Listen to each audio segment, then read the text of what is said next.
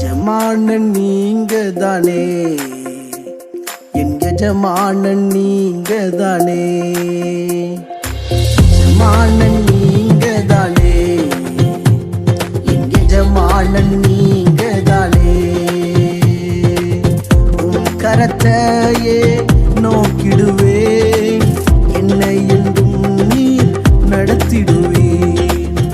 உன் கரத்தையே நோக்கிடுவேன், என்னை என்றும் நீர்.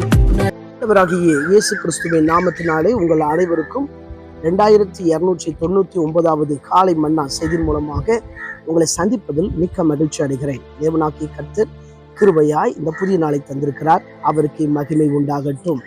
இந்த நாளிலும் நாம் யாருக்காக எதற்காக ஜெபிக்க வேண்டும் என்று சொன்னால், வட மாநிலங்களில் ஊழியர் செய்கிற எல்லா மிஷனரிகளுக்காக, மிஷனரி ஸ்தாபனங்களுக்காக, அவர்கள் மூலமாய் அநேக மக்கள் ரட்சிக்கப்பட, சபையில்லாத கிராமங்களிலே சபை ஸ்தாபிக்கப்பட ஜெபிப்போம். தேவன் பெரிய காரியங்களை செய்வாராக. நம்முடைய காலை மன்னா நிகழ்ச்சியானது 2299 எபிசோட் வெளி வந்திருக்கிறது. தேவன் நிச்சயமாய் இந்த ஊழியங்களை ஆசீர்வதிக்க வேண்டும். உங்களுடைய ஜெபங்களிலே நீங்கள் ஜெபித்துக் கொள்ளுங்கள். நாளை தினத்துல 2300வது எபிசோட் வெளிவர இருக்கிறது. அதிலே ஒரு தேவ மனிதர் நம்மத்திலே தேவனுடைய வார்த்தையை கொடுக்கிறார். நிச்சயம் கேளுங்கள், தேவன் அவர் மூலமாய் உங்களோடு கூட பேசுவார். இந்த காலை மன்னா ஆதாரத்துக்காக எடுத்துக்கொண்ட வேத வசனம் அப்போஸ்தலனாகிய பவுல் ரோமருக்கு எழுதின 12வது அதிகாரம் அதில் உள்ள 14வது வசனம். உங்களை துன்பப்படுத்துகிறவர்களை ஆசீர்வதியுங்கள், ஆசீர்வதிக்க வேண்டியதை அன்றி சபியாதிருங்கள். எனக்கு பிரியமான கர்த்தருடைய பிள்ளைகளே, அன்பார்ந்த தேவ ஊழியர்களே, அருமையான நண்பர்களே, உங்களை துன்பப்படுத்துகிறவங்களை நீங்க ஆசீர்வதிங்கன்னு சொல்லி வேதம் சொல்லுது. அவங்கள சபிக்க கூடாது, நீங்க ஆசீர்வாதம் வதிக்கணும்னு சொல்லுது. நம்முடைய வாழ்க்கையில எத்தனையோ துன்பத்தை நம்ம பார்த்துருப்போம். அந்த துன்பத்துல சில நேரங்கள்ல சிலர் சபிச்சிருவாங்க, ஆனா அதை தேவன் கேட்பதில்லை.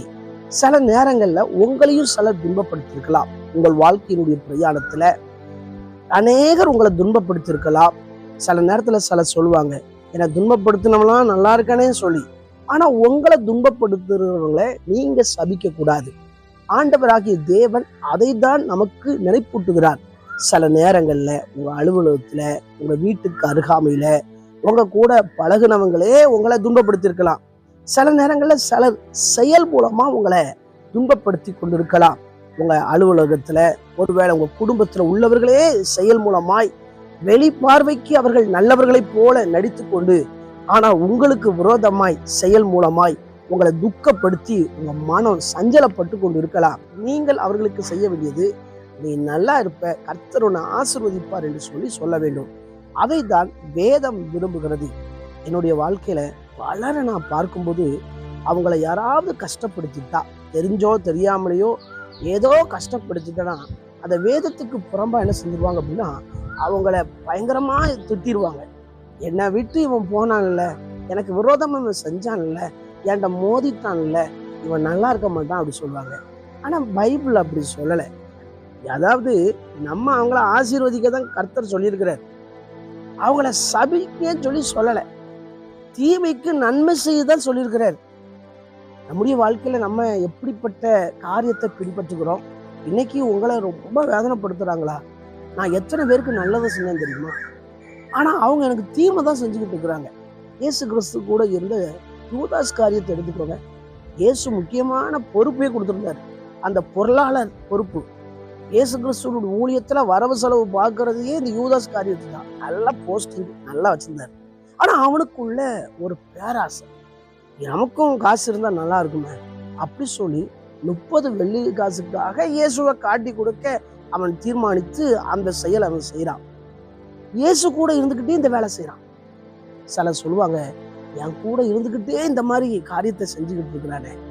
ஊழியத்திலையும் ரைட்டு, குடும்ப வாழ்க்கையிலும் ரைட்டு, ஒருவேளை உங்க அலுவலகத்திலும் ரைட்டு, எல்லா இடத்திலும் இப்படிப்பட்டவங்க இருக்கலாம். ஆனா நீங்க அவங்களுக்கு ஜெபிக்கணும், அவங்கள ஆசீர்வதிக்கணும். நீங்க அவங்களுக்கு பதிலுக்கு பதில் செய்யக்கூடாது. என்னுடைய வாழ்க்கையில ஒருவருடைய கேரக்டர் பிடிக்கல அப்படின்னா, அவங்க மூலமா ஏன் ஆவிக்குரிய வாழ்க்கை பாதிப்படையுதுன்னா, அவங்கள விட்டு அப்படியே கொஞ்சம் டிஸ்டன்ஸ் கீப் பண்ணி நடப்பது என்னுடைய வாழ்க்கையினுடைய பழக்க வழக்கம்.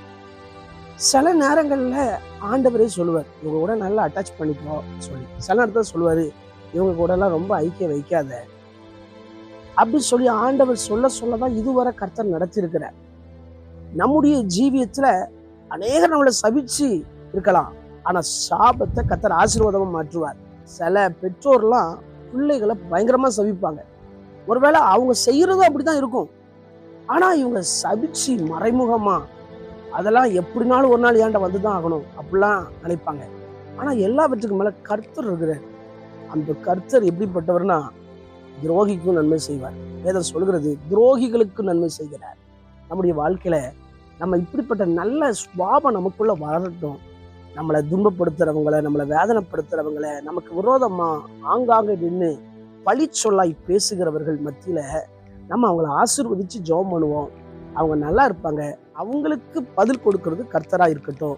நம்முடைய வாழ்க்கையில இயேசுவை போல வாழ தீர்மானிப்போம். கர்த்தர் நம்மை ஆசீர்வதிப்பாராக. கண்களை மூடி ஜெபிக்கலாம். எங்களை நேசிக்கிற சர்வ வல்லமுள்ள தேவனே, இந்த வேலைக்கு ஜெபிக்கிறேன். நீர் பேசின அற்புதமான வார்த்தைகள் ஸ்தோத்திரம். தொடர்ந்து எங்களுக்கு விரோதமாய் சில வார்த்தைகள் மூலமாய் அநேகர் எங்களை சபிச்சிருக்கலாம், சில தீய வார்த்தைகளை பேசியிருக்கலாம். நீ எல்லாவற்றையும் ஆசீர்வாதமாய் மாற்றக்கூடியவர். ஆண்டவரே, நீர் எங்களுக்கு போதித்திருக்கிறீர். அவங்களுக்காக ஜெபம் பண்ணணும் தான் சொல்லியிருக்கிறீர். நாங்கள் எல்லாருக்காக ஜெபிக்க கர்த்தர் கிருபை பாராட்டுங்க. விசேஷமாக பிறந்த நாள், திருமண நாளை நினைவு கூறுகிற ஒவ்வொருவரையும் கர்த்தர் ஆசீர்வதிங்க. அவங்க வாழ்க்கையில எந்த நன்மையும் குறைபடக்கூடாதுன்னு ஜெபிக்கிறேன். இந்த நாள் பொழுது கர்த்தருடைய கரம் கூட இருப்பதாக இயேசுவின் மூலம் ஜெபிக்கிறேன் ஜீவனுள்ள நல்ல பிதாவே, ஆமென். ஆண்டு சுத்தமானால் மீண்டும் நாளை காலை புதிய காலை மன்னா செய்து உங்களை சதிக்கிறேன். அதுவரை தேவ கிருபை தாங்குவதாக. மாரநாதா, இயேசு வருகிறார். ஆயத்தமாகவும் ஆயுதம் இருக்கிறோம். Amen. Hallelujah. Praise the Lord.